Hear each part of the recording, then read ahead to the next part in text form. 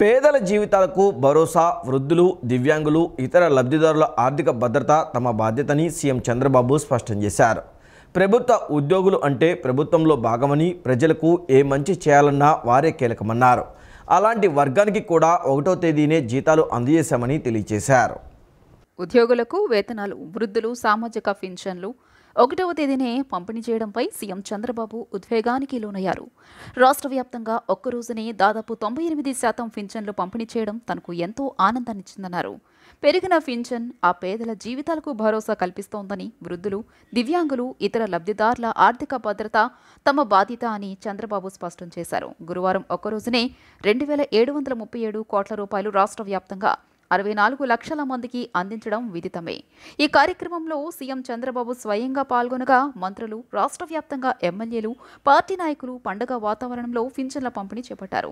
1వ తేదీనే ఇంటి వద్ద 2,737 కోట్ల రూపాయలతో రాష్ట్ర వ్యాప్తంగా 64 లక్షల మందికి పెంచిన పింఛన్ల పంపిణీ ఎంతో సంతృప్తినిచ్చిందని ముఖ్యమంత్రి చంద్రబాబు అన్నారు. గతంలో ఎన్నడూ లేని విధంగా ఒక్క రోజులో రికార్డు స్థాయిలో 97.54% పింఛన్లు అందించామని వెల్లడించారు. వృద్ధులు, దివ్యాంగులు, ఇతర లబ్ధిదారుల ఆర్థిక భద్రత తమ బాధ్యత అని స్పష్టం చేశారు. పెరిగిన పింఛన్ ఆ పేదల జీవితాలకు భరోసా కల్పిస్తోందని పేర్కొన్నారు. ఈ కార్యక్రమంలో భాగస్వాములు అయిన ప్రభుత్వ ఉద్యోగులు, అధికారులకు అందరికీ మనస్ఫూర్తిగా అభినందనలు తెలియజేశారు. ప్రభుత్వ ఉద్యోగులు అంటే ప్రభుత్వంలో భాగమని, ప్రజలకు ఏ మంచి చేయాలన్నా వారే కీలకమన్నారు. అలాంటి వర్గానికి కూడా 1వ తేదీనే జీతాలు అందజేశామని తెలిపారు. రిటైర్డ్ ఉద్యోగులకు పెన్షన్ చెల్లించామని స్పష్టం చేశారు. ఆర్థిక ఇబ్బందులు ఉన్న, అనేక సమస్యలు ఉన్న 5,300 కోట్ల రూపాయలు విడుదల చేసి వారికి దక్కాల్సిన జీతం 1వ తేదీనే చెల్లించామని తెలిపారు. రాష్ట్ర పునర్నిర్మాణ కార్యక్రమంలో ఉద్యోగులు, అధికారుల పాత్ర ఎంతో కీలకమని, ఉద్యోగులతో పని చేయించుకోవడమే కాదు, వారి సంక్షేమం చూసే గౌరవం ఇచ్చే ప్రభుత్వం కూటమి ప్రభుత్వం అని వ్యాఖ్యానించారు. కలిసి కష్టపడదాం, రాష్ట్ర భవిష్యత్తును మారుద్దామని పిలుపునిచ్చారు. విజయవాడ ఇందిరాగాంధీ మున్సిపల్ స్టేడియంలో రాష్ట్ర స్థాయిలో నిర్వహించనున్న 78వ భారత స్వతంత్ర దినోత్సవ వేడుకలకు విస్తృతమైన ఏర్పాట్లు చేయాలని ప్రభుత్వ ప్రధాన కార్యదర్శి నీరబ్ కుమార్ ప్రసాద్ అధికారులను ఆదేశించారు. రాష్ట్ర ప్రభుత్వం అమలు చేస్తున్న వివిధ అభివృద్ధి, సంక్షేమ పథకాలపై ప్రజల్లో విస్తృత అవగాహనకు ఆయా శాఖల వారీగా ప్రత్యేక శకటాల ప్రదర్శనను ఏర్పాటు చేయాలన్నారు. వర్షాకాలమైనందున వర్షం వస్తే ఇబ్బంది కలగని రీతిలో తగిన ఏర్పాట్లు చేయాలని సూచించారు. ఈ నెల 15వ తేదీన విజయవాడ ఇందిరాగాంధీ మున్సిపల్ స్టేడియంలో రాష్ట్ర స్థాయిలో నిర్వహించనున్న 78వ భారత స్వాతంత్ర దినోత్సవ వేడుకలకు విస్తృతమైన ఏర్పాట్లు చేయాలని ప్రభుత్వ ప్రధాన కార్యదర్శి నీరబ్ కుమార్ ప్రసాద్ అధికారులను ఆదేశించారు. స్వాతంత్ర దినోత్సవ వేడుకల ఏర్పాట్లపై నిన్న రాష్ట్ర సచివాలయంలో ఆయన సంబంధిత శాఖల అధికారులతో సమీక్షించారు. ఈ సందర్భంగా సీఎస్ మాట్లాడుతూ ఈ వేడుకల నిర్వహణకు సంబంధించి ఆయా శాఖల పరంగా చేపట్టాల్సిన ఏర్పాట్లన్నీ పటిష్టంగా చేయాలని ఆదేశించారు. అదేవిధంగా అదే రోజు సాయంత్రం రాజ్భవన్లో జరగనున్న ఎట్ హోమ్ కార్యక్రమానికి సంబంధించి కూడా తగిన ఏర్పాట్లు చేయాలని చెప్పారు. మొత్తం ఏర్పాట్లన్నింటినీ ప్రోటోకాల్ విభాగం, ఎన్టీఆర్ జిల్లా కలెక్టర్ మరియు విజయవాడ మున్సిపల్ కమిషనర్లు సంబంధిత శాఖలను సమన్వయం చేస్తూ ఎప్పటికప్పుడు పర్యవేక్షించాలని సీఎస్ నీరబ్ కుమార్ ప్రసాద్ ఆదేశించారు. రాష్ట్ర ప్రభుత్వం అమలు చేస్తున్న వివిధ అభివృద్ధి, సంక్షేమ పథకాలపై ప్రజల్లో విస్తృత అవగాహనకు ఆయా శాఖల వారీగా ప్రత్యేక శకటాల ప్రదర్శనను ఏర్పాటు చేయాలని ప్రభుత్వ ప్రధాన కార్యదర్శి నీరబ్ కుమార్ ప్రసాద్ అధికారులను ఆదేశించారు. స్వాతంత్ర దినోత్సవ వేడుకలను పురస్కరించుకుని రాజ్భవన్, హైకోర్టు, అసెంబ్లీ, సచివాలయం సహా ఇతర ప్రముఖ కార్యాలయాలు, చారిత్రక భవనాలను విద్యుత్ దీపాలంకరణతో అలంకరించాలని సీఎస్ ఆదేశించారు. వర్షాకాలమైనందున వర్షం వస్తే ఇబ్బంది కలగని రీతిలో తగిన ఏర్పాట్లు చేయాలని సూచించారు. ఎస్సీ వర్గీకరణపై సుప్రీంకోర్టు తీర్పు మీద ఆంధ్రప్రదేశ్ ఉప ముఖ్యమంత్రి పవన్ కళ్యాణ్ స్పందించారు. ఒక వర్గం నిరంతర పోరాటానికి దక్కిన ఫలితమన్నారు. ఎస్సీలలో ఐక్యత చెక్కు చెదరకుండా చూడాలని ఆకాంక్షించారు. ఈ మేరకు ఆయన బహిరంగ ప్రకటనను విడుదల చేశారు. ఎస్సీ, ఎస్టీ రిజర్వేషన్ల ఉపవర్గీకరణ రాష్ట్ర ప్రభుత్వాలు చేసుకోవచ్చునని సుప్రీంకోర్టు తీర్పు వెలువరించిందని పేర్కొన్నారు. ఎన్నో ఒడిదుడుకులు ఎదుర్కొంటూ మందకృష్ణ మాదిగ పోరాటం చేశారని కితాబిచ్చారు. ఈ పోరాటాలకు ఫలితం దక్కిందన్నారు. మందకృష్ణకు అభినందనలు తెలియజేశారు. మాదిగలకు రిజర్వేషన్ కల్పనకు ప్రధాని మోదీ 2వ టర్మ్లో సానుకూలంగా స్పందించిన విషయాన్ని గుర్తు చేశారు.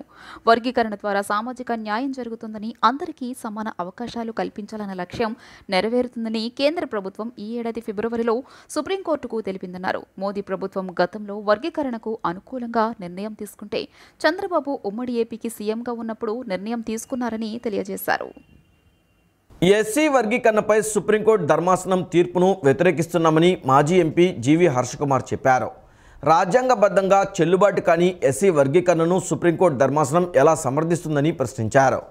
రాజ్యాంగానికి అతీతంగా ఎస్సీలపై జరుగుతున్న కుట్రకు వ్యతిరేకంగా 3న అత్యవసర సమావేశం నిర్వహిస్తున్నామన్నారు. ఎస్సీ వర్గీకరణపై సుప్రీంకోర్టు ఇచ్చిన తీర్పుపై మాజీ ఎంపీ హర్షకుమార్ తీవ్ర అసంతృప్తి వ్యక్తం చేశారు. అంగీకరించే ప్రశ్నే లేదన్నారు. వర్గీకరణ విషయంలో సుప్రీంకోర్టు ఇచ్చిన తీర్పును అంగీకరించడం లేదని రాజమండ్రిలో ఏర్పాటు చేసిన మీడియా సమావేశంలో ప్రకటించారు. తెలుగుదేశం పార్టీ మందకృష్ణ మాదిగను పావులా వాడుకుందని, సుప్రీంకోర్టు తీర్పు రాజ్యాంగానికి లోబడకుండా ఇచ్చిందని ఆరోపించారు. ఆర్టికల్ 351 షెడ్యూల్ కులాలకు ఉద్దేశించబడిందని గుర్తు చేశారు. వర్గీకరణ చేయడానికి పార్లమెంటుకు కూడా అధికారం లేదని స్పష్టం చేశారు. రాష్ట్రపతికి పార్లమెంటుకు లేని అధికారాలు సుప్రీంకోర్టుకు ఎక్కడవని ఆయన ప్రశ్నించారు. సుప్రీంకోర్టు తీర్పును తాము అంగీకరించడం లేదని హర్షకుమార్ స్పష్టం చేశారు. ఈ తీర్పు మోడీ, చంద్రబాబు కలిసి ఆడిన కుట్ర అన్నారు. సుప్రీంకోర్టు ఈ తీర్పును ఫిబ్రవరిలోనే రిజర్వ్ చేసి పెట్టిందని, రామ్ జన్మభూమి, అయోధ్య, బాబ్రీ మసీదు తీర్పుల్లో జరిగిన కుట్రలో వర్గీకరణ విషయంలో కూడా జరిగిందని ఆరోపించారు. ఇది కాంగ్రెస్ పార్టీ నిర్ణయం అయితే నేను కాంగ్రెస్ పార్టీలో ఉండనని ప్రకటించారు. తెలంగాణ సీఎం రేవంత్ రెడ్డి అసెంబ్లీలో ఎలా తీర్మానం చేస్తారని హర్షకుమార్ ప్రశ్నించారు. ఈ తీర్పు ఇచ్చిన ధర్మాసనంలో ఎస్సీ, ఎస్టీ జడ్జిలు లేరని, మాదిగల ఉద్యోగాలు, సంపదలు, మాలలు దోచుకుంటున్నారని దుష్ప్రచారం చేస్తున్నారని ఆరోపించారు. ఈ విషయంపై శనివారం రాష్ట్ర వ్యాప్తంగా ఉన్న నాయకులతో రాజమండ్రిలో సభ ఏర్పాటు చేస్తామని ప్రకటించారు. ఇప్పుడు ఎస్సీల్ని ఏ రకంగా విడదీశారంటే ఎస్సీలు ఒకే ఒక్క ఉద్దేశం, కులాలు లేవు, ఏమీ లేవు, అంటరానితనం అనే ప్రాతిపదిక మీద విభజించారు. అంటే ఆ ప్రాతిపదిక మీద ఎస్సీ కులాలన్నా ఏర్పడినాయి. ఎక్కడైతే అంటరానితనం అనేది ఉండబడిందో, ఈడు అంటరానివాడు అని సంఘంలో ముద్రయించుకోబడతాడో ఆడు ఎవరన్నా వాళ్ళందరినీ కూడా ఎస్సీ కులాల జాబితాలో పెట్టారు. దాన్ని విభజించడానికి మీరెవరు? ప్రాతిపదిక ఏంటి? అంటరానితనం ఈ స్వాతంత్రం వచ్చి 76 సంవత్సరాలు పోయిందా? ఇప్పుడు దాకా ఇంకా పోలేదు కదా. ఇంకా ఇప్పటికి అద్దెకి వెళ్ళి ఇవ్వరు కదా ఎస్సీలకి. ఏపీలో పేదవాడిని దోచుకునేందుకు టీడీపీ నేతలు జోబులు నింపుకునేందుకే ఉచిత ఇసుక విధానాన్ని కూటమి ప్రభుత్వం తీసుకొచ్చిందని మాజీ మంత్రి కాకాని గోవర్ధన్ రెడ్డి విమర్శించారు. ప్రశ్నించిన వారిపై దొంగ కేసులు పెట్టి భయభ్రాంతులకు గురి చేస్తున్నారన్నారు. సర్వేపల్లి ఎమ్మెల్యే సోమిరెడ్డి ఇలాకాలో ఇసుక దందా జోరుగా జరుగుతుందని ఆరోపించారు. ఏపీలో పేదవాడిని దోచుకునేందుకు టీడీపీ నేతలు జేబులు నింపుకునేందుకే ఉచిత ఇసుక విధానాన్ని కూటమి ప్రభుత్వం తీసుకువచ్చిందని మాజీ మంత్రి కాకాని గోవర్ధన్ రెడ్డి అన్నారు. ప్రశ్నించిన వారిపై దొంగ కేసులు పెడుతున్నారు, వారిని భయభ్రాంతులకు గురి చేస్తున్నారని ఆరోపించారు. ఉచిత ఇసుక అంతా బోటకమే అని వినియోగదారుడి మీద పెనుభారం పడుతుందన్నారు. పేదవాడిని దోచుకునేందుకు టీడీపీ నేతలు జేబులు నింపుకునేందుకు ఇసుక విధానం తీసుకొచ్చారని పొదలకూరు మండలం విరువూరు ఇసుక రీచ్ నుంచి రోజుకి 100 ట్రాక్టర్ల ఇసుక తరలిపోతుందన్నారు. అధికారులు పట్టించుకోకపోవడంతో అక్రమ రవాణాను గ్రామస్తులే అడ్డుకున్నారు. ప్రశ్నించిన వారిపై దొంగ కేసులు పెట్టి భయభ్రాంతులకు గురి చేస్తున్నారన్నారు. సర్వేపల్లి ఎమ్మెల్యే సోమిరెడ్డి ఇలాకాలో ఇసుక దందా జోరుగా జరుగుతోందని, ఎమ్మెల్యే సోమిరెడ్డి అండదండలతో ఇసుక అక్రమంగా తరలిపోతుందన్నారు. ప్రతి లోడుకు 5,000 వసూలు చేస్తున్నారని అడ్డుకున్న గ్రామస్తులపై దాడికి ప్రయత్నం చేశారన్నారు. సహజ వనరులను టీడీపీ నేతలు దోచుకుంటుంటే అధికారులు పట్టించుకోవడం లేదన్నారు.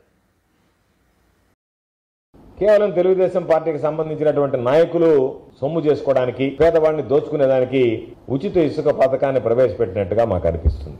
ఎందుకంటే ఈరోజు ఇసుక పాలసీ వస్తుంది, రీచ్ల నుంచి ఏ విధంగా ఇసుక తరలించాలనేటువంటి దాని మీద నిర్ణయం తీసుకుంటామని చెప్పి ప్రభుత్వం పదే ప్రకటిస్తున్నటువంటి నేపథ్యంలో ఇసుక రీచ్ల్లో ఇసుకని స్థానికంగా ఉండేటువంటి నాయకులు కొల్లగొట్టేటువంటి పరిస్థితి. పొదలకూరు మండలానికి సంబంధించి సర్వేపల్లి నియోజకవర్గంలో విరువూరు దగ్గర ఉన్నటువంటి ఇసుక రీచ్లో ఈరోజు రేయిం పొగళ్ళు, అర్ధరాత్రి అపరాత్రి అనేటువంటిది లేకుండా ప్రతిరోజు 50 నుంచి 60 ట్రిప్పర్లు ట్రాక్టర్లకు సంబంధించి అక్కడ ఇసుకను తరలిస్తున్నారు యథేచ్ఛగా. రాత్రి గ్రామస్తులు వెళ్ళి అయ్యా ఈ విధంగా ఇసుకని తరలిస్తున్నారు కాబట్టి ఎన్నిసార్లు చెప్పినా సరే వినడం లేదు అని నేరుగా గ్రామస్తులే వెళ్ళి రాత్రి ఆ ఇసుక ట్రాక్టర్లను అడ్డగించినటువంటి పరిస్థితి. ఇంద్రకీలాద్రిపై వేంచేసి ఉన్న దుర్గమ్మను ప్రముఖ సినీ నటి, నిర్మాత నిహారిక కొన్నిదెల శుక్రవారం దర్శించుకున్నారు. కమిటీ కుర్రోళ్ళు చిత్ర ప్రమోషన్లో భాగంగా విజయవాడ వచ్చిన ఆమె దుర్గమ్మను దర్శించుకున్నారు. దుర్గమ్మ దర్శనం అనంతరం ఆలయ ఈవో అమ్మవారి చిత్రపటాన్ని ప్రసాదాన్ని అందజేశారు. తాను నిర్మించిన కమిటీ కుర్రోళ్ళు చిత్రం విజయవంతం కావాలని దుర్గమ్మను వేడుకుంటున్నట్లు తెలిపారు.